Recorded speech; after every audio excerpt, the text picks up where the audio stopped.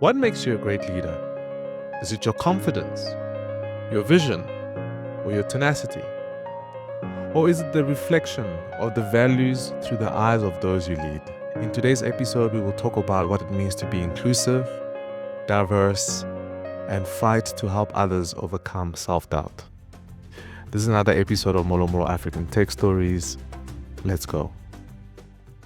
Okay, today as a guest, we had Padmasini Dayananda, who is a multi-award winning coach and tech leader, specializing in helping mid to senior level women overcome self-doubt, reclaim their confidence, and lead with bold authenticity.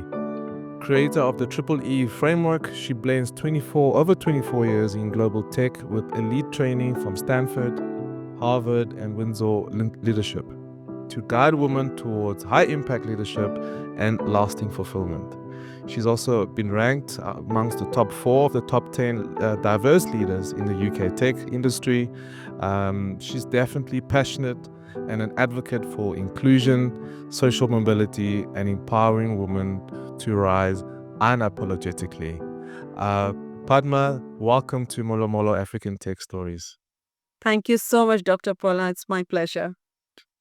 Padma, let's just start with just who you are, a bit of a history of how have you come to this point, and let's start from there. I landed in tech accidentally, but I am from India, where tech has been the biggest revolution, biggest social equalizer. I am an engineer by qualification, and I had decided I won't go into IT because IT is boring, it's nerdy, you're just going to be coding. Yeah. I want to deal with people, I wanted to go into civil services and all of that, big dreams. And then a tech company came into our university and did a big test interview, and we got selected. Fantastic offer letter with a great salary. When you're in university, any salary looks great because it's much more than the pocket money we were receiving.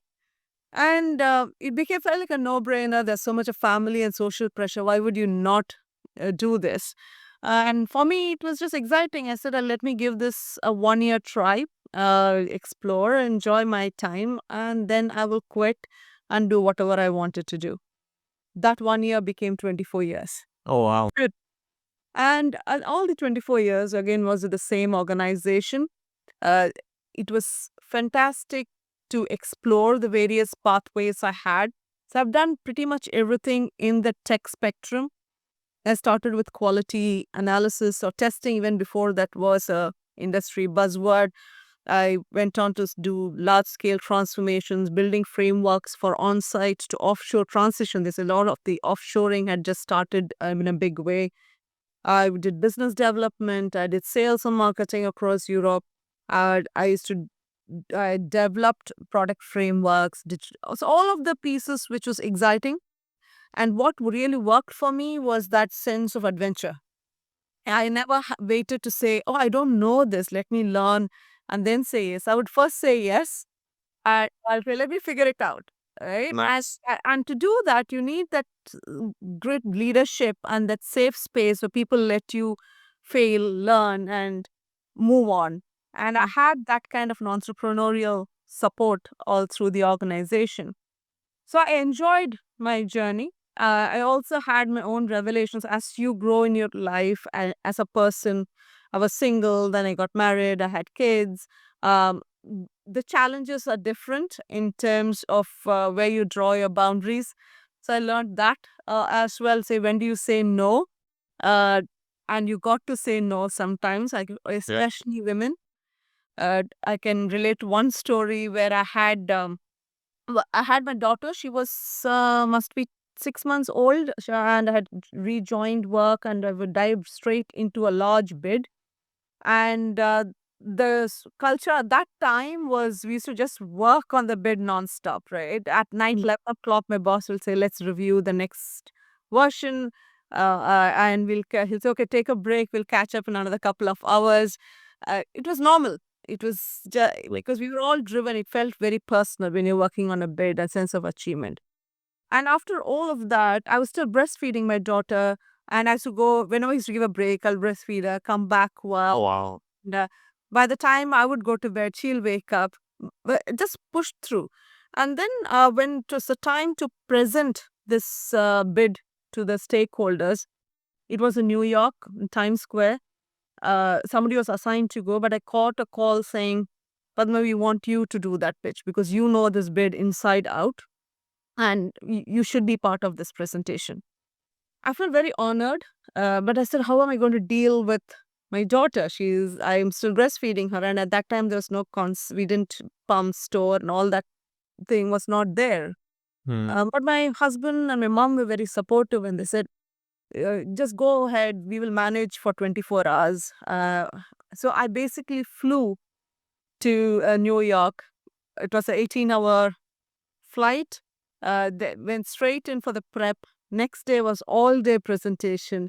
And then I flew back another 18 hours. So basically, it was just going in for the presentation. It was physically painful.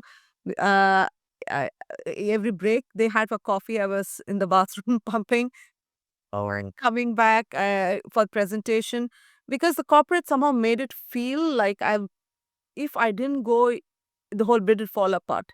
I was the most important person. But when I went there, I was the junior most in that room. And for the first 1 hour, they didn't even let me speak because everybody else who had come in were all from America and they felt they knew the client and they will have to talk. So they just said, "You, if they ask questions which we don't know, you pick up the answer." And I was like, I flew all this way Wow. to clarify questions, but within an hour, and it was the most alienated group of audience we had. They were not connecting. The client looked really cold, uh, and they could just feel it was not going right. Yeah. It's after an hour they took a break, and the client also said, "I think you need to regroup and figure out what is that you're not doing right." And that's when the senior most guy in the room from our side came and told me, "You take over. Uh, I think you know the product better." Yeah. And then it completely navigated well. Meeting went fine. We came back. We won that deal. But the physical and the emotional stress had gone through lasted much longer. Hmm. And think about it, and it was great for my career, but think about it, could I have said no at that point? Was it so important that I had to endure this? So the two sides to this. As a woman, we want more, and we sometimes have to do double the work to get recognized. And I did, and it could have also flopped. I would have gone there, and that if the boss hadn't intervened, I would have just sat through the entire 8 hours without contributing. Uh, so I believe we should have these power to say no. Sometimes putting a personal priorities in place, Yeah. it's all right. Career will always take off. There will always be other opportunities, Yeah. but don't do it at your personal health, cost of your health and your mental health or your personal well-being, even familial well-being. Right? In this case, my husband and mom were supportive. It could have been the other way. So that was a very powerful learning. I enjoyed the experience. Now think about it. I did it in Times Square in this biggest boardroom for the largest client. Uh, it's a good feeling, but and got to remember it was very physically enduring too. So have those choices and be kind to yourself. Yeah. Now that's amazing to just hear kind of a bit of your background.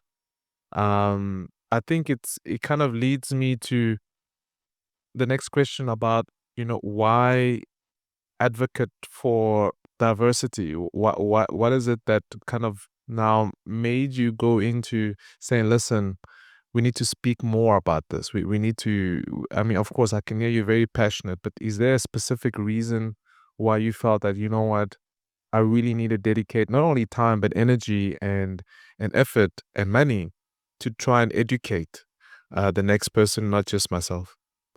Yes.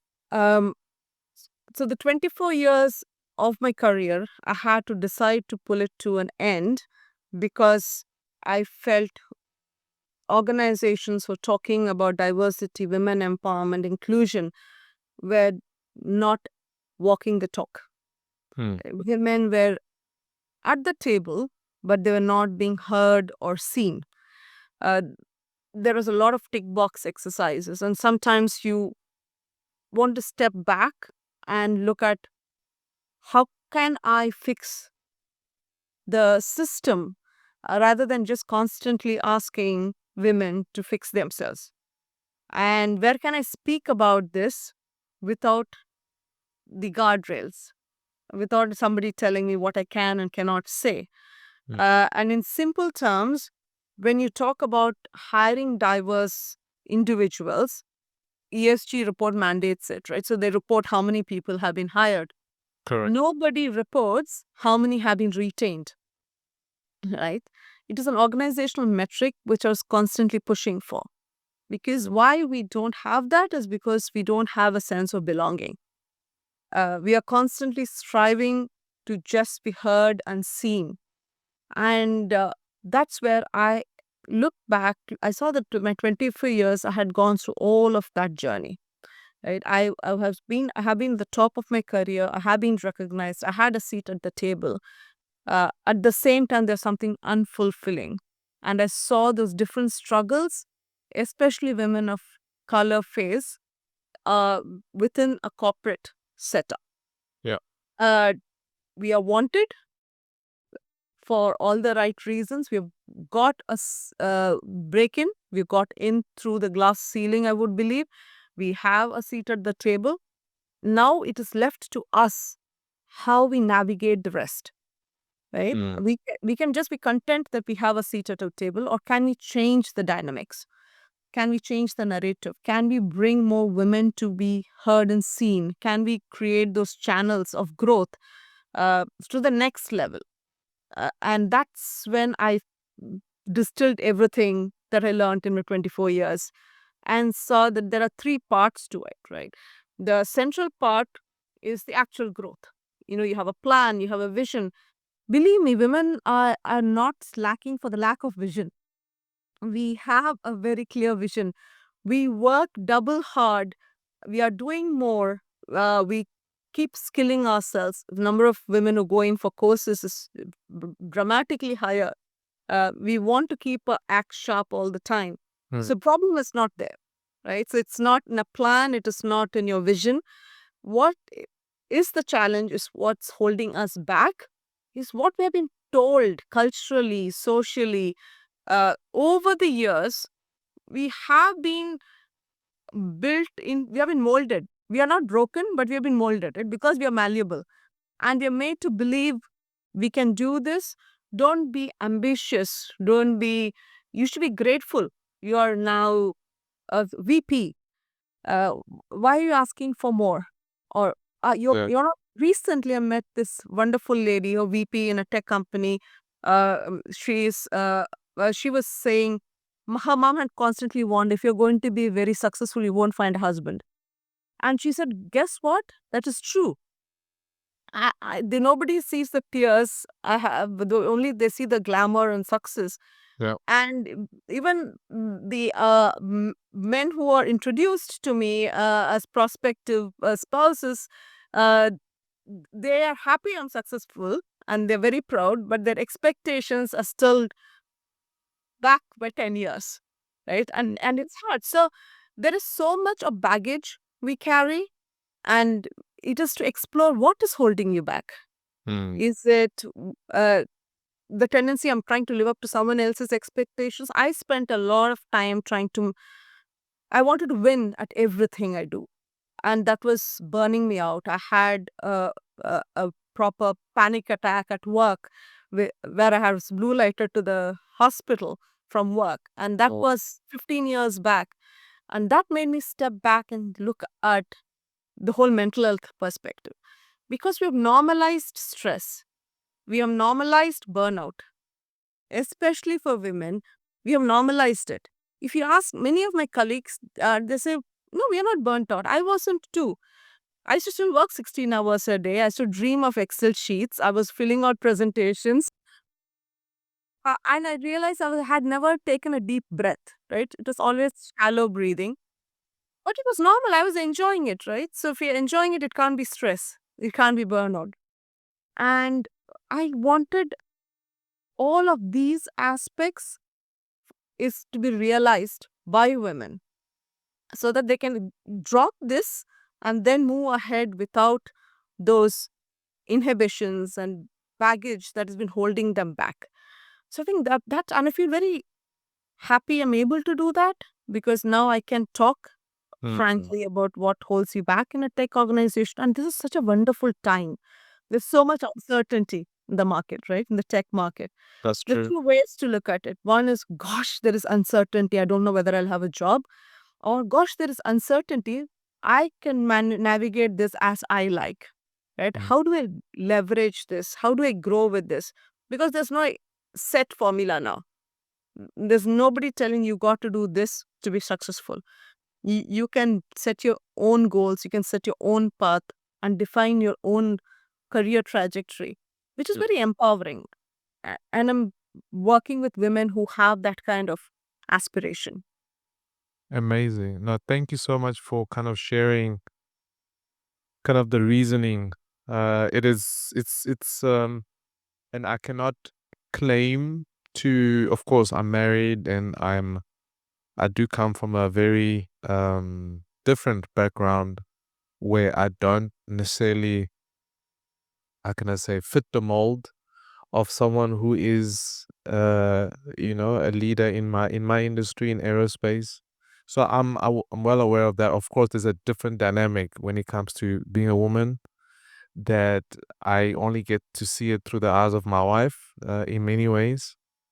So I do appreciate, and I think it's not easy. It's not easy. I think from an engineering perspective as well, I think I'm a lot more kind of sensitive, but yet at the same time, always have to catch myself and not be patronizing in the workplace because there is also that line, right? Where as a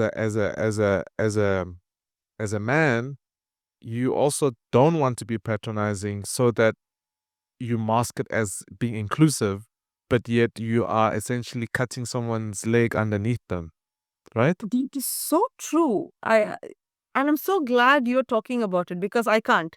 I have Yep. been in her seats, and there are two ways I've experienced this. One where I was completely invisible, and this didn't happen in a work setup, right? It was not Mm. within a work meeting, but I went for one of the leadership courses, which was across the community. We had people from all walks of life, leaders from multi faith, they were from public services, etc. And we used to have a lot of dinner table conversations and discussions. And right from the first dinner, I realized that I would say something, an example. First, if was the example was anywhere related or rooted in India, they couldn't connect. Hmm. Uh, I only think they could connect and they felt inclusive was when I could talk when I spoke about the culture. Oh, we would have tandoori chicken, or what do you like to eat in India? And then we talk about the food and we talk about the music and the language. Then they're all interested. Yep. But when I was talking about where problems were social problems were addressed by the community in India, there was a complete disconnect. Right? They would look at me and they would pause, listen to me, and then they'll continue the conversation. This happened multiple times, and after a while, I was not giving India examples. I was not in quoting. I was participating in the discussion, and it still happened. Right. And I came back thinking something is wrong with the way I was communicating, and I hired a speech coach for £1,800. Oh wow. Yeah, the most expensive investment in terms of I thought maybe I need to change my accent. Mm. And the first thing the coach told me after speaking to me was, "You speak beautifully. What is the help you wanted?"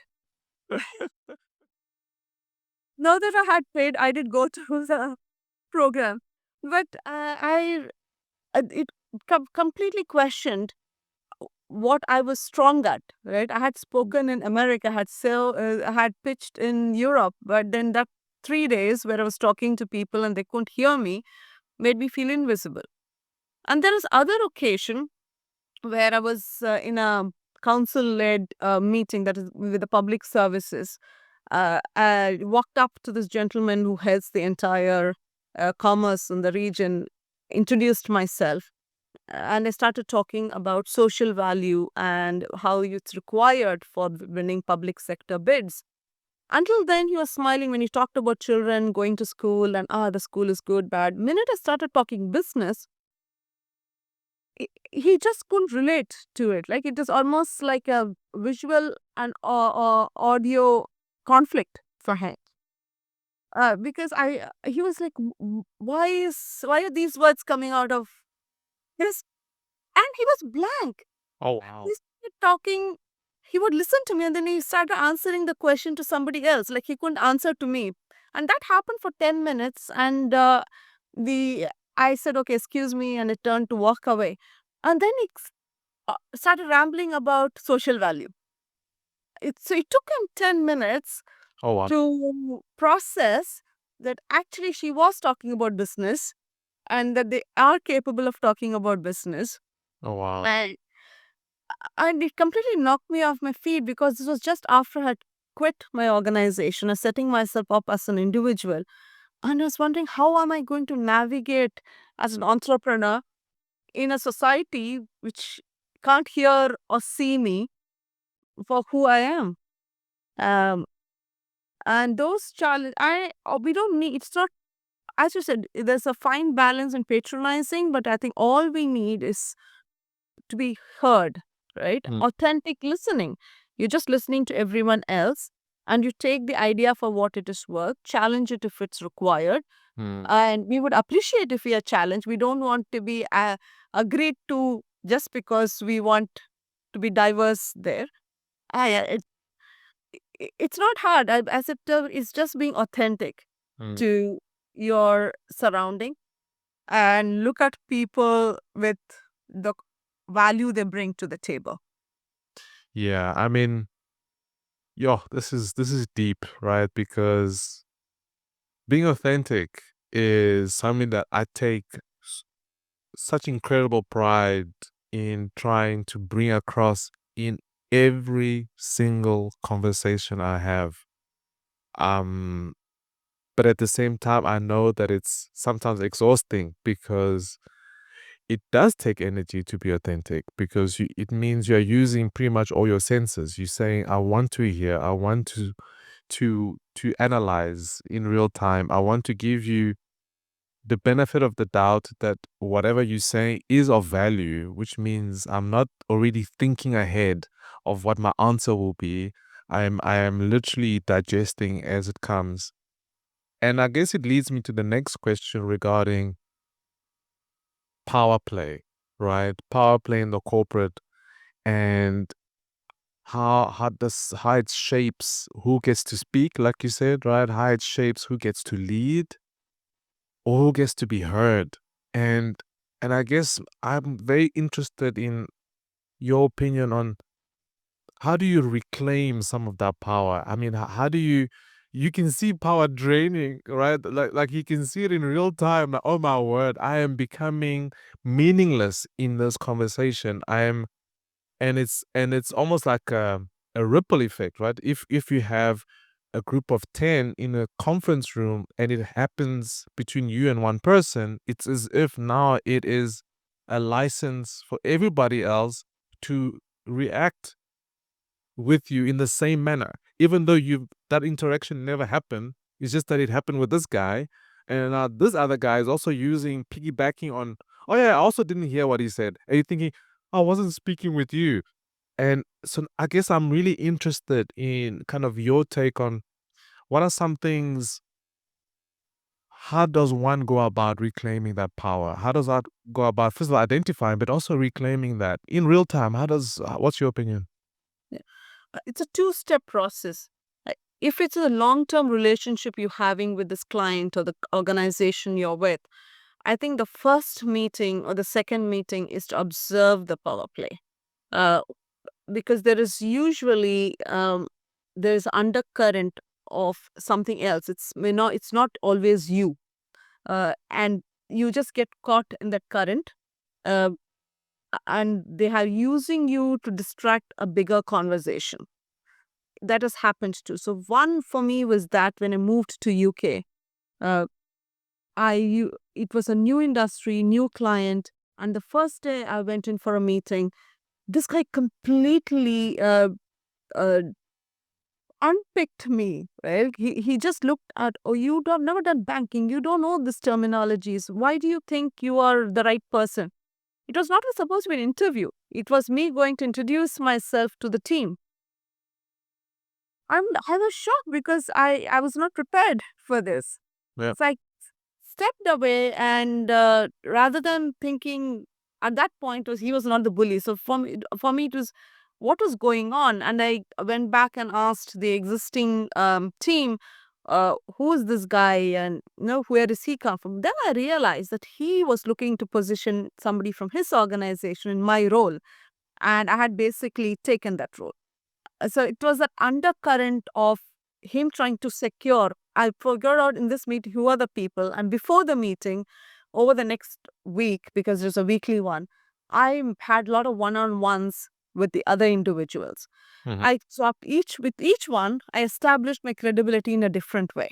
So I said, these are the projects I've handled. I specialize in digital transformation. I specialize in transition. The other person who was also a little nervous about, you don't know banking, I said, banking, the project management aspect doesn't change. And these are the various industries I worked with. It is learning curve is steep, but I have done this before. So I got 2 or 3 sponsors on my side uh, for before the next meeting. So when I went in for the next meeting, this guy was already rolled up his sleeves, ready to go down the same path. When minute he said I didn't have to speak, the others pitched him, right? Nice. And I have used that tactic at every difficult juncture. And I call this people who speak for you when you're not in the room. And it takes time, and it's very important to identify who those people are and which rooms they are in. Hmm. Somebody who will be in your monthly status meeting may not be the person who is in your quality business review or quarterly business review, will be not be the same person at your performance review.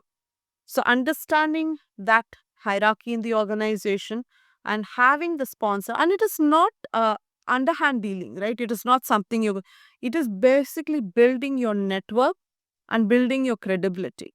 Hmm. Some of the rules of the games have changed, right? When we were brought up, we were told, don't worry what other people think about you. Do what is right.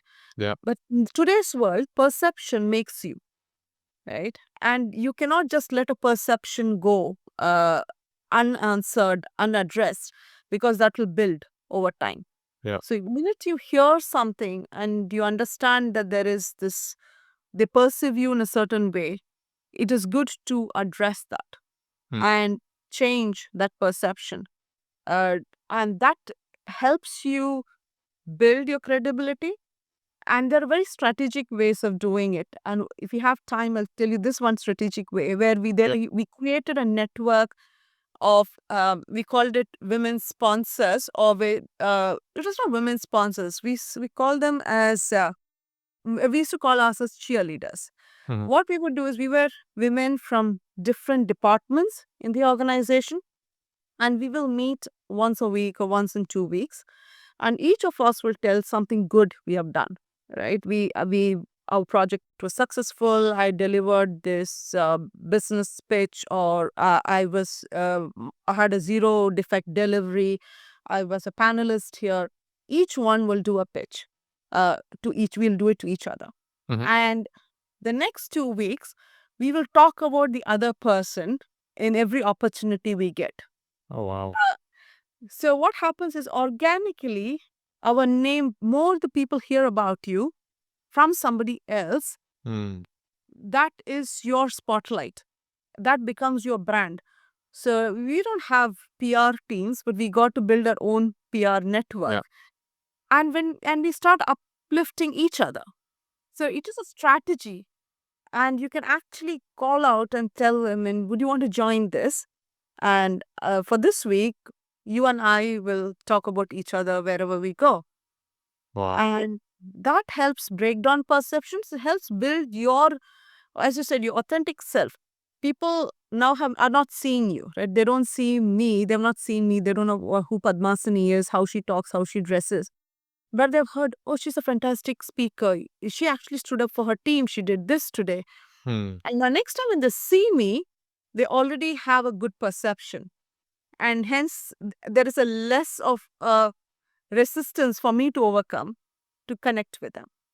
So one is have your cheerleaders, and other is you have your sponsors. And so one is ground level, other is the peak level. Yeah. Yeah. So that helps you structurally build your brand through the organization. Wow.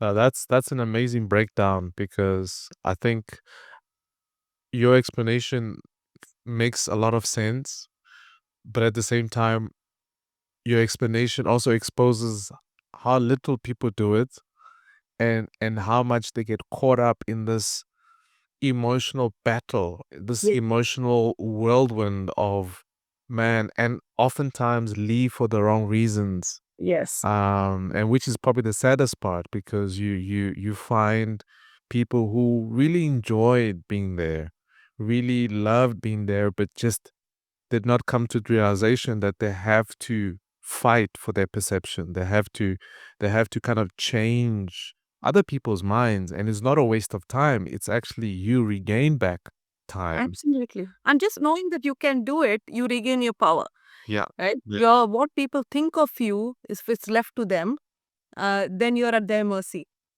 And a lot of things we say, we do, we are culturally influenced, can be mistaken. Our humility can be mistaken as weakness. Our politeness can be taken as a patronizing. But if you are able to do this through others, and you know you can break that down, you immediately regain power within the organization. And it takes practice. It's very cringy doing it. Mm. I'm not telling you it's easy. Right? It's not easy to go and tell somebody, would you want to be a cheerleader? And they say, what is a cheerleader? Mm. Uh, and you would also think, for the time I'm spending talking about the other person, maybe I'd rather speak about myself. But doesn't have the same effect. Mm. So it takes practice, it takes maturity, it takes humility, and have faith that it's all possible that other person's not doing it for you. But it's all right. You're again seen as a person who talks for somebody else, Exactly. right? And Yeah. that adds value. That creates a perception. People trust you. Hmm. Amazing. And I guess that leads me to kind of talking about inclusion because, of course, fighting for inclusion indirectly is definitely a very, very, a very important way of showing your own understanding of what it takes to be inclusive. But I'm interested in what are some of the misconceptions, especially in the tech industry where we say, yeah, we're inclusive. And yet, according to you and according to what you've seen, not only did they not get it, but they're actually doing the opposite. What are some things that you've seen in terms of misconceptions around being inclusive in the workplace? That's quite a deep question because it finally boils down to the people you're Mhm. working with, right? Uh, I was an organization which had lots of Indians in it. So I never felt out of place, though it was a global multinational tech. Uh, I had to be conscious of not bringing in my cultural aspect a lot into meetings and actually be inclusive of those who are not familiar with Indian culture, because some of the humor would be different. And that is applies to any setting. When you're talking about work, very rarely you have trouble with inclusion, right? Because you are bringing value, you're talking about an idea, they need you, right? And if you're in a place where you're offering value, they hear you and you're all in the same network. Where I find it most difficult is the social setup within a corporate. When you're doing some networking, we have informal networking. Let's meet in the pub after work, or we are having an annual get together. Let's go for golf. Hmm. Uh, I can't play golf, and many people we not come from backgrounds Yes. where we had access to golf or Mm. access to Wimbledon and things like that, right? So Yeah. there is and the conversation. You don't have to go to Wimbledon or go to a football match, but even for a social conversation, it's very centered around some privileged things, Hmm. which we and that is so hard to break in. And that is where I think having the diverse leadership who are conscious about it and who can navigate those conversations, make people feel included. If you see somebody standing by not being able to offer an opinion, ask them, bring them into the conversation.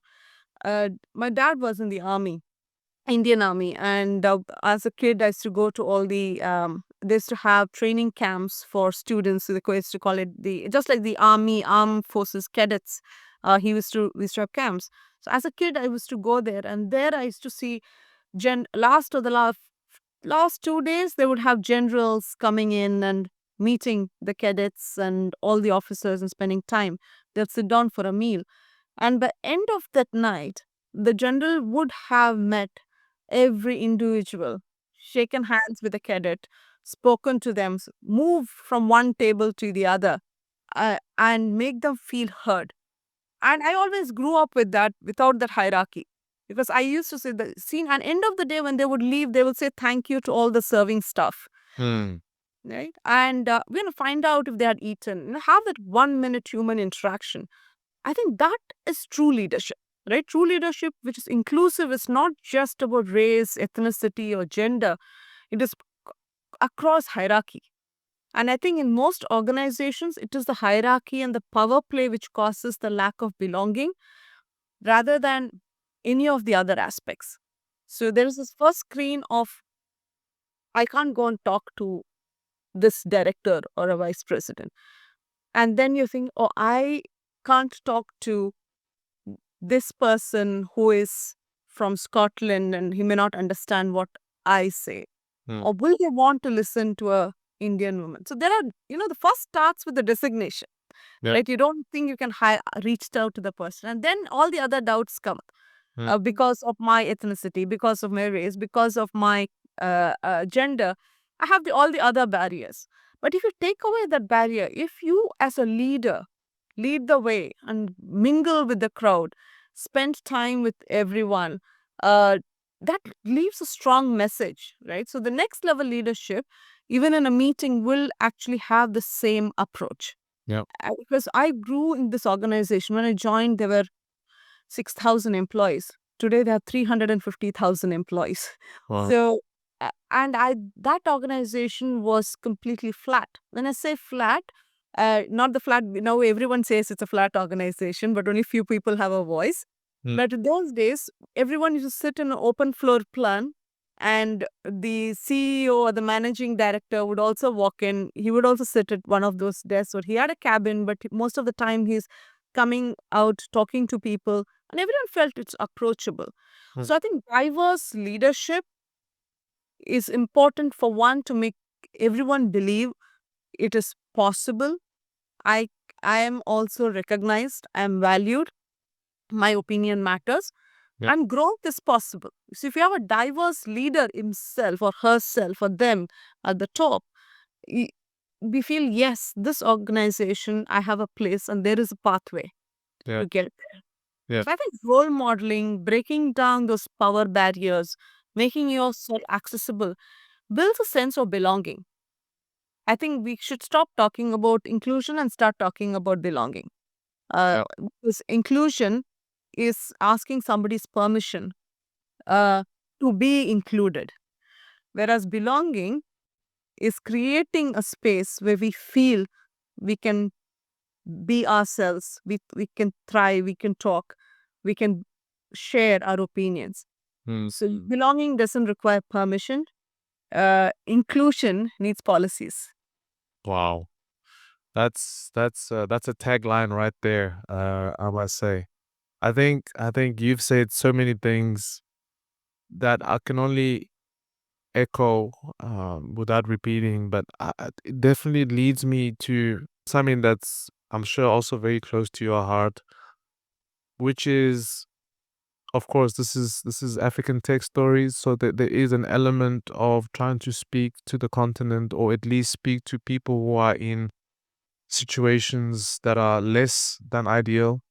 Um, and now, really, in my mind, I'm thinking of kind of the African woman professional, who might be in a marginalized environment that was not built for her or for them. And and the question is, how does one navigate through that, and what type of advice, you practical advice, you have for such people? Because, as you know, of course, in first world countries that both of us are living in, there is a bit of free play in trying to establish yourself. Unfortunately, that free play is not there as much as it should be. In countries like, in different countries in Africa, but potentially, I would assume, also potentially in India. What are some practical advices have you helped women with that potentially some others can benefit from? One, definitely education. Mm-hmm. Keep yourself in a student mode all the time. Because you might have gone through your schooling, you've gone through your university, and you have a qualification, but very quickly everything is becoming redundant, right? Hmm. So, what will help you is being curious. Spread. You have access now, like things like Chat GPT, which was for privileged few had access to that level of research, right? They would have secretaries, they'll have a research team to find out what's going to happen next in the next 5 years, what skill Yep. is required. Now we all have it. All you need is Wi Fi and you have access to this information. So be curious. Ask those questions. What next? What is relevant? Put in your skills. I do all of this. I feel nervous with this. Mm. Uh, how can I address it? So use the tools that are available. Second, take every opportunity that comes your way. Don't let lack of experience, lack of learning hold you back. Because if somebody is offering that to you, uh, they believe or they see something in you which you're not seeing yourself, right? Yeah. Say yes to opportunities and learn on the job, right? And whatever be that opportunity, my lesson comes from Tuesdays with Maury. Even if you're the mail sorter in an office, be the best mail sorter and the mail distributor. This is when mail used to come by post, right? Yeah. Uh, Whatever is the job. So I started off in testing when testing was not a thing. All my team members who were all engineers felt it was beneath them. I want to do coding. Testing is not for engineers. Wh- I just enjoyed it because I could break code, right? I could find how a business user uses it and understand how to break it. And I loved it. And that set me on a separate path because 6 months down the line, the client wanted somebody to come and do testing in America. They didn't have testers there. So only person Mhm. around was me, the one sole person who chose to do testing. So just in whatever you do, be the best at it. Yep. Really put in your effort. And most important, talk about your work. Mm. Create visibility. The time is gone when people say if you really do good work, people will come and recognize you. Nobody has the time. Nobody is going to get up from their desk and see who's doing the best work. You got to be your biggest cheerleader. Talk about it. Go on to LinkedIn, post it. I'm running a work experience for a 15-year-old, and the first thing today I taught her is create LinkedIn. Right? All of Well, it. talk about yourself. From today, you start posting what you learned. By the time you get to university, you will have a portfolio of things that you have learned. You'll already have a network. Oh, So, talk about. So, these are very important to one, speak for yourself and make your ambitions visible and heard. No one will know what you want to be, right? They will, next time there is an opening to be a director of a department, uh, they won't even think of you because you won't have expressed those ambitions. If you're at every table, every conversation saying, I would love to do something like that. I would love to be managing operations. I'm curious about what they do in data security. I'm fascinated with the whole digital transformation piece. I love cloud computing. Put in, express it, because you never know who is listening. Mm, Don't keep it a secret. It's not competition, right? By expressing what you want, you're making the universe hear you yeah. as. And these are all within your circle of influence and control. Nobody needs to give you permission to do any of what I just said. Right? You it is your power. You can leverage it, and you can ride this wave of uncertainty rather than feeling overwhelmed. Oh my God, so much is happening. But so much is happening, but it's also happening around you, with you. You are in the middle of it, right? And it's very important to really use that power of change to change your career trajectory. And small steps. Keep pushing your circle of discomfort. I don't want to talk to that person. I don't want to go and ask. Okay, go and ask this person after a week. No harm. They'll say yes or no. You don't lose anything. Yeah. Push your discomfort boundaries every day, little by little, until it's not discomfort anymore, right? You get used to it. So that way you increase your circle of influence. Wow. Padma, this was amazing. So, Um, I am so grateful for your nuggets, gold, silver, chrome, of wisdom. Thank you so much for just this conversation. This has been, I feel good. I feel whole. I feel excited about knowing that there's people like you around who are advocating for authenticity, advocating for just being real and being honest and being faithful and being willing to see the human being on the other side first before the technical output, which comes second. So thank you so much for joining us on MoloMolo African Tech Stories. thank you. It's my pleasure. Even if one woman gets inspired by this, my job is done. And there you have it, another amazing episode with Padmasini Dayananda.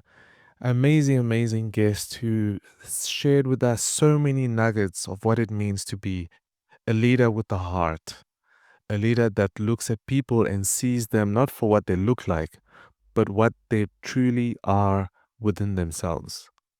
She gave us an expose, really, of how you and I should really think about leadership, of how you and I should not really think about inclusivity, but think about belonging and creating a culture where you and I can belong and be our most effective self. This was another episode of MoloMolo African Tech Stories. I'm Dr. PK. Until next time, ciao.